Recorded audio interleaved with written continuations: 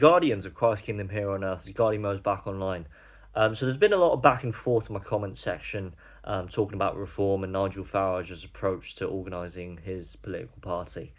I'm still emphasising my point on the fact that we should not be supporting reform. This party is a scam party. And for those of you who still vouch for reform, I want you to think really deeply on this one key point that I want to emphasise in this video, because it's been stirring up quite a lot of controversy recently, and that being reform's vetting procedure for their by-election candidates, or should I say potential candidates. In my view, the way Nigel Farage is approaching this is that he's vetting candidates with very extreme, incredibly extreme measures. He's incredibly harsh. I find it very draconian. Nigel Farage is rejecting applications from candidates who have used curse words on their social media platforms in the past. I believe in second chances. I believe that people can turn their lives around, and I believe people, everyone on this earth, we are not perfect and we make mistakes in our lives. But to reject the applications of potential candidates who have demonstrated their capabilities, they have demonstrated how competent they are, and they could actually bring a lot of contribution to the Reform Party and take it in the right direction, he rejects them outright simply because they use curse words. Now, there's one big example that I want to make for you. There was this one businesswoman, a very successful businesswoman, apparently. You can do your own research, you can do your digging. Nigel Farage Reform rejected her application. Do you know why? Because she was convicted of shoplifting when she was 16 years old. Now, I have no idea how old she is, but the average politician nowadays is most probably 50, maybe 60. I mean, Rupert Lowe's 60-something. Nigel Farage is 60 as well. But she simply was rejected because of a petty crime that she had committed all those years ago when she was 16 years old. This is not a political party that needs to be taken seriously. They're rejecting applicants for swear words. They're rejecting applicants for their past petty crimes. And they're inviting ex-Lib Dems, ex-Tories, ex-Labour individuals in the bucket loads.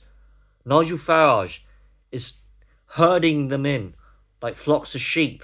Ex-Tories, ex-Labour, these people that we have no idea what their true affinities are, whether they, if they ever abandon reform for whatever reason, whether they'll defect back to the Tories or defect back to the Lib Dems. What are their true intentions? We don't know. So I don't really get this whole vetting procedure. It's incredibly extreme and draconian, and it's completely, in my view, actually two-tier, if you think about it, because Nigel Farage isn't using the same vetting procedure on his own MPs. Take, for example, James McMurdoch, 1 out of the 5 MPs. That one MP in the House of Parliament, who nobody knows his name, everyone forgets his name because he hasn't really contributed fuck all to the party, in all honesty. James McMurdoch. Do you know what he did? You can read it. You can look it up. Maybe I can link it, a news article down in the description. He was convicted, he received a custodial sentence for kicking his girlfriend 4 times in a row. I'll repeat that. He received a custodial sentence for kicking his girlfriend in the past. Why isn't he booted out of the party? Where's the vetting procedure, this draconian extreme vetting procedure that Reform is implementing? Why isn't it being applied to James McMurdoch? Why aren't the police in on him? Why haven't Reform called for an investigation on James Murdoch? Why haven't they employed the King's Counsel to investigate his instances of physical violence?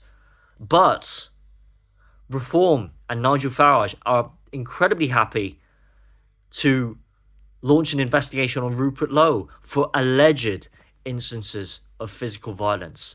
You see. Now here's the real kicker. So it's one rule for James Murdoch, then it's another rule for Rupert Lowe, it's another rule for Ben Habib, it's another rule for these potential candidates who've demonstrated their capabilities but are simply rejected simply because of the words they've used in the past or the expressions they've made or for their petty crimes. This is the reality of the Reform Party. The way that Reform are approaching vetting candidates is extreme and draconian. For those of you who still support Reform, you have to recognise this. All of the extreme measures that Nigel Farage and Reform are implementing right now, they're doing all of this stuff right now. Can you imagine what kind of extreme measures and policies they are willing to implement once they are in power? Can you imagine the things that Nigel Farage will do when he is anointed the position of Prime Minister? He will be just as tyrannical, authoritarian and dictatorial as Keir Starmer. You have to recognise that. I want you to, for those of you who still are supporting Reform in my comments section, I want you to think deeply about this, and I really want you to think about this point that I've emphasised.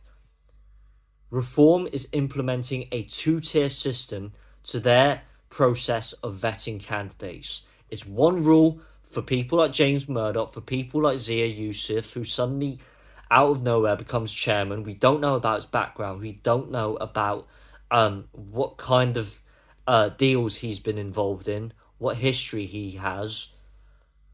And another rule for potential candidates who have used curse words in the past. People like Rupert Lowe, people like Ben Habib, who simply express their frustrations about Reform and challenge Nigel Farage's leadership. Are you willing to support a party like this? Leave a comment down below. I'd love to hear what you guys think about this specific key point that I've emphasised in this video. This is Guardian Mode clocking out, and I'll see you in the next one.